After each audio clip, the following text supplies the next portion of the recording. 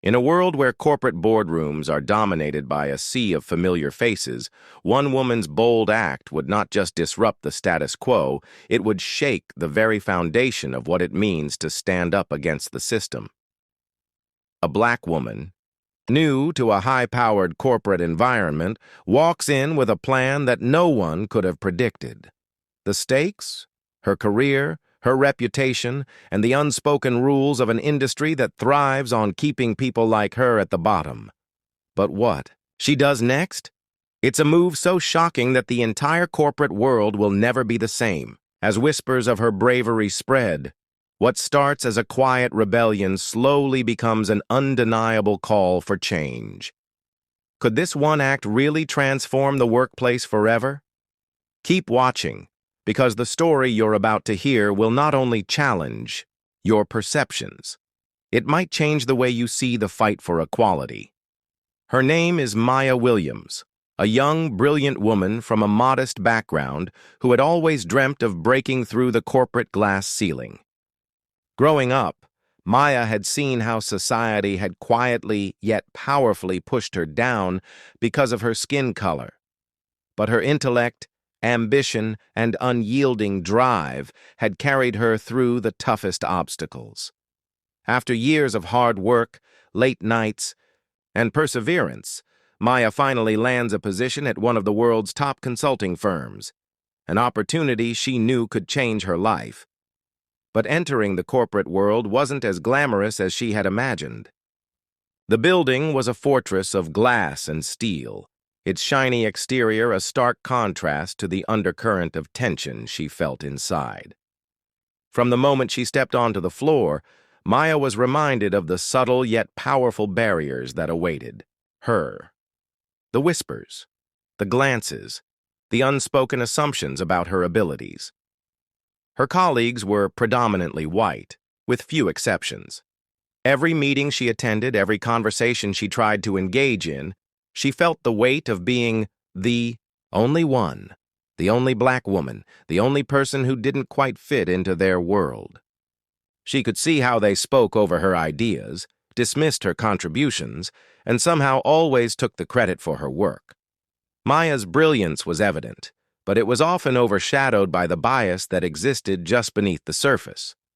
Despite this, Maya never let the prejudice hold her back. Instead, it fueled her desire to prove that she was more than what others saw, a token, an outsider, or someone unworthy of their respect. She would rise above them, not just to show her worth, but to challenge the entire system that perpetuated such discrimination. And soon, that drive would lead her to make a move that would echo through the halls of the company and beyond. Despite the challenges, Maya remained focused on her work. She clocked in long hours, often staying late in the office, refining her proposals, and ensuring every detail was perfect. But no matter how hard she worked, it seemed like her ideas were never truly heard. Her suggestions were often overlooked, in favor of more comfortable solutions that came from her colleagues, who just happened to be white men. It was as if the office culture had decided her worth before she even had a chance to speak. One day, during a high-stakes meeting with one of their biggest clients, Maya's patience finally wore thin. She had spent weeks preparing a comprehensive strategy that could potentially save the company millions. She was excited to present it, knowing it was her best work yet. But as the meeting unfolded, Maya could feel the familiar sting of being disregarded. Her colleagues interrupted her constantly, redirecting the conversation toward their own ideas that had little to do with her proposal.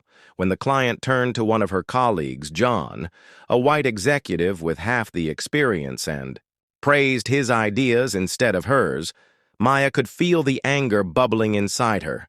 Her proposal had been overlooked again.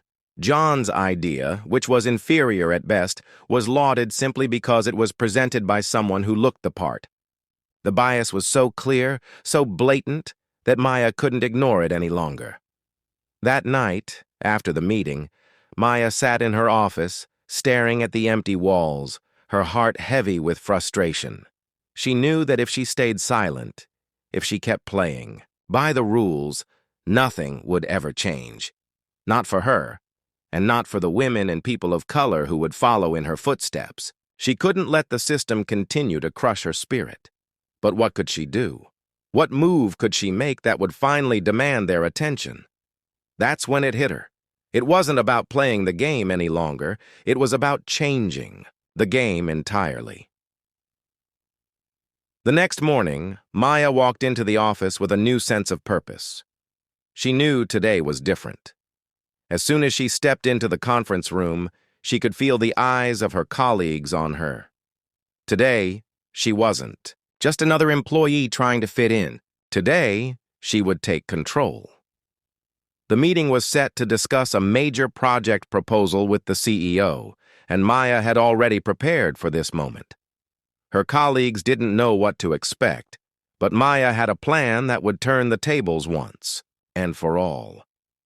The room was full of anticipation as the discussion began, with everyone expecting the usual power dynamics to unfold. The white executives would dominate the conversation, while Maya would be pushed aside, just as they had always done. But this time, Maya didn't wait to be asked. She stood up in the middle of the meeting, silencing the room with a single, sharp motion. Her voice, once timid, was now firm and resolute. She addressed the CEO directly, interrupting the flow of conversation in a way that was uncharacteristic of her. She wasn't afraid anymore.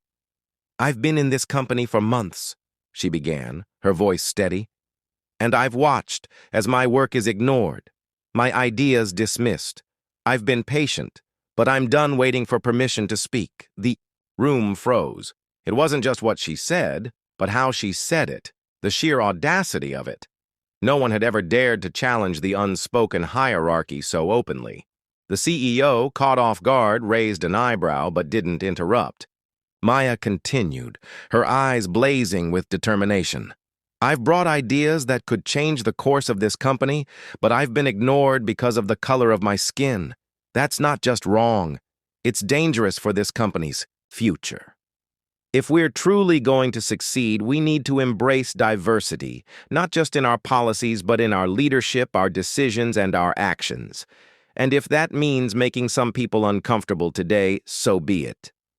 A stunned silence followed her words. For the first time in the room, Maya had flipped the script. Her colleagues exchanged uneasy glances, unsure of how to respond. They had underestimated her, and now the entire room was forced to reckon with the uncomfortable truth she had just laid bare. But Maya wasn't done yet. She turned to the CEO, who was still processing her words, and delivered her final blow. "If you're truly committed to diversity, to real change, you'll have to start by giving people like me a seat at the table. And I won't be the last." With that, she sat down, her heart pounding. The tension in the room was palpable, but Maya had made her move. She had disrupted the system, and now the ball was in their court. The days following Maya's bold move were tense. Her colleagues didn't know what to say or how to react. The CEO, though initially silent, was forced to have uncomfortable conversations with the board about the culture of the company. Word of Maya's disruption spread throughout the office like wildfire.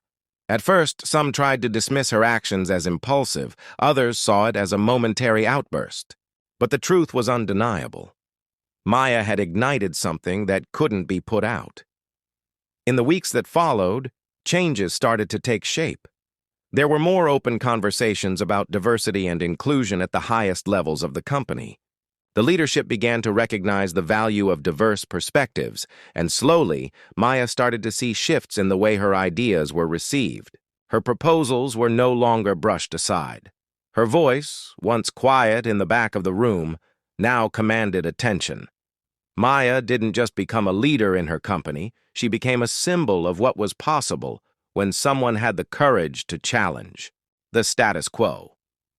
Her actions sparked a movement within the company, one that went beyond mere policy changes. It forced everyone to confront the systemic racism that had always been lurking beneath the surface. And it didn't stop there. Other employees, both black and people of color, who had been quietly enduring the same struggles, began to find their own voices. They started to demand the respect and recognition they deserved. The company, though far from perfect, began to evolve. It wasn't a quick fix, but it was progress, and it was real. Maya's career soared after that meeting. Her courage opened doors that had previously been shut. She was promoted, and soon she became a part of the leadership team that was shaping the future of the company. But more importantly, she became a beacon of hope for anyone who had ever felt overlooked or silenced in a corporate world that didn't seem to want them there. In a world that often tells people like Maya that their voices don't matter, she proved that one person's courage could create a ripple effect of change. She had disrupted the system, yes, but in doing so, she had also inspired a new generation of leaders, people who would continue the fight for a more inclusive, just world. And so, as Maya sat at the table with the company's top executives, finally being heard as she had always wanted, she looked around and realized this was just the beginning. It wasn't just about her. It was about everyone who had been made to feel invisible, unheard, or unimportant. Maya had broken the silence, and now others would follow.